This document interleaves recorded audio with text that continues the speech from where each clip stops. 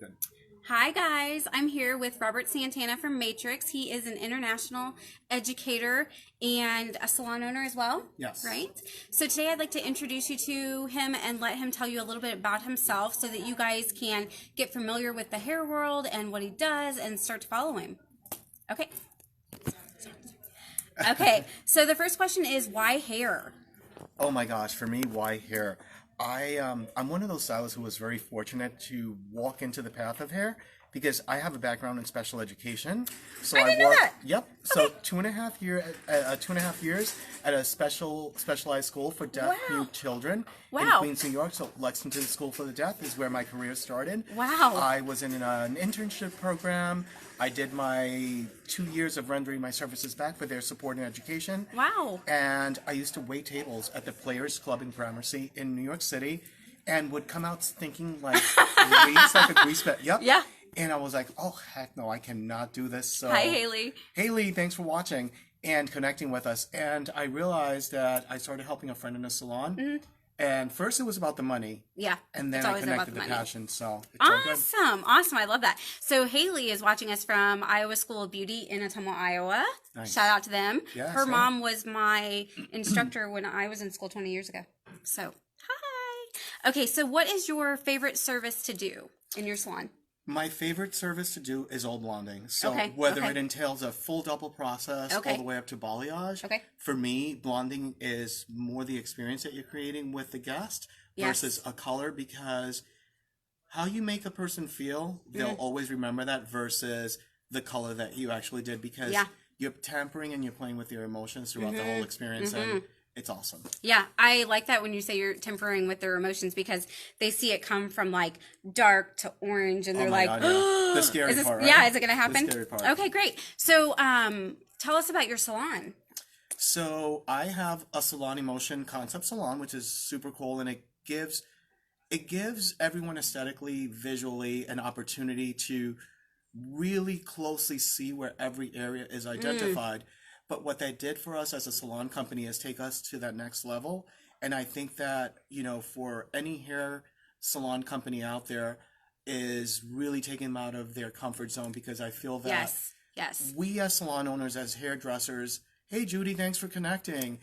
I think that we all as salon owners and as stylists, we can all, we're human beings. Yeah. So we can all fall within that rut. And I think that being a part of Salon Emotion, being a part of Summit, that all has changed the playing field for me. I agree. Yeah. Hey, Judy.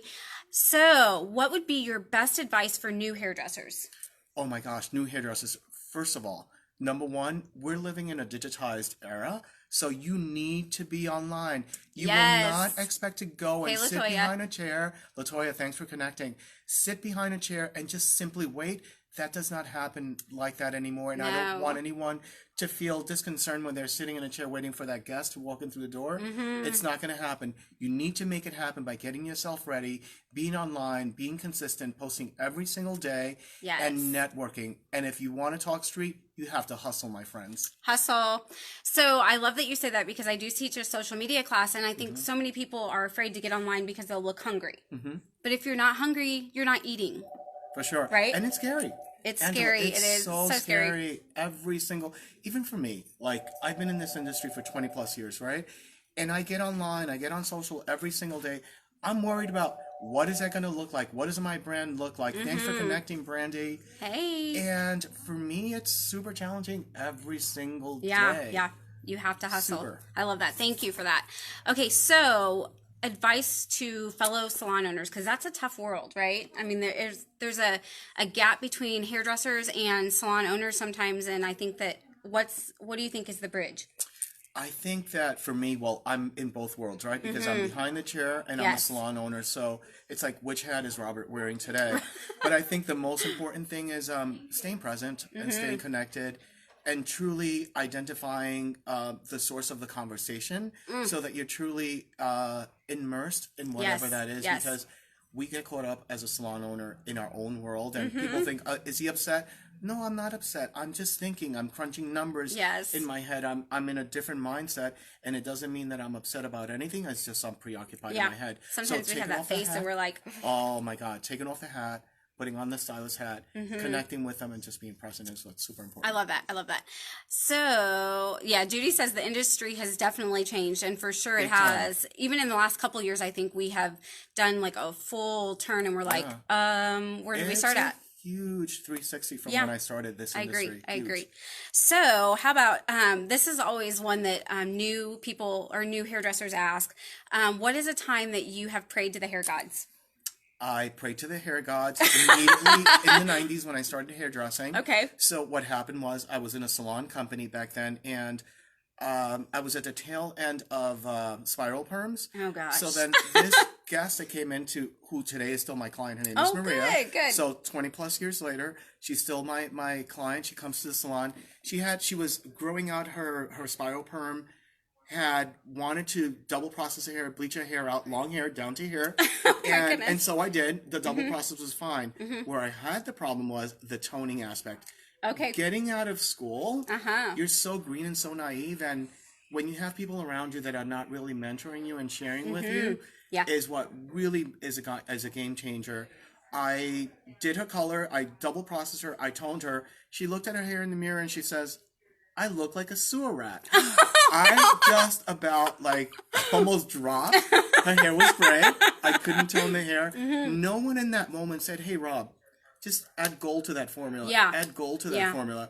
And I was so broken by that experience that this was 23 years ago. And I promised myself that I would never, ever do that to any of my staff or team members. And today we're a educating salon. We are two true team players, and we help everyone grow them, whatever the situation is. I think that's one of the key to a lot of I love that to the success of salon companies out there. I love that. So if you are a team leader or a salon owner or salon manager that feels like you're stuck or you can't talk to your stylist, then maybe you need to step back and say, we all need help. Absolutely. So everyone needs help. Yeah.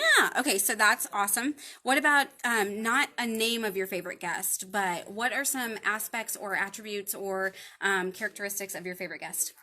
Oh my gosh, there's so many. But the most beautiful thing for me is that being in this industry for so many years, they're no longer guests. They're family members. Say it again. They are no longer guests. They are family members. Yes, I love that. And you know who you are out there, and you'll be watching. I've been servicing you, many of you, for over 23 years, and you know who you are out there when you watch. I'm there for you every single step of the way, and if I don't know you and you cross my path and you're there, you know that we'll develop a relationship somewhere along the line. Amen. Amen. I love it. Okay, so how about a hairdresser or an educator that you looked up to coming up? Well, the first educator that I looked up to when I came onto this brand, I went to see an event in Brooklyn, New York, where I'm from. It was Nicholas French, and I saw this hair guru god, right? Just creating all these masterpieces. And I said to myself, oh my gosh, one day I just want to be up there with him and share with him and work with him. Fast forward 4 or 5 years later, I had an opportunity to work with him in Italy.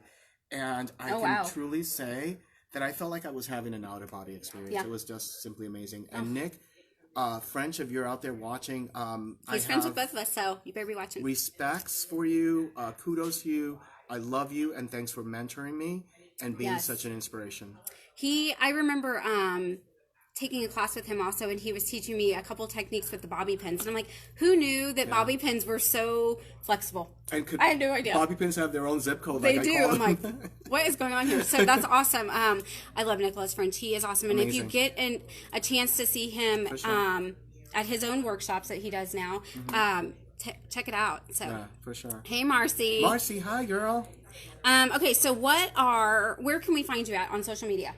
So on Facebook, I have 2 Facebook pages, both under Robert Santana, so you can either check either or. Awesome. One is more personal, one is more professional. On Instagram, you can follow me at rsantana1, and they're both links, so a lot of the stuff that I do post on Instagram automatically feeds onto Facebook. So, okay, great. Yes. So would you mind sharing your salon name one more time for us? Yeah, so they can salon check you out? company name is Elements Hair Studio, and it's located in Brooklyn, New York.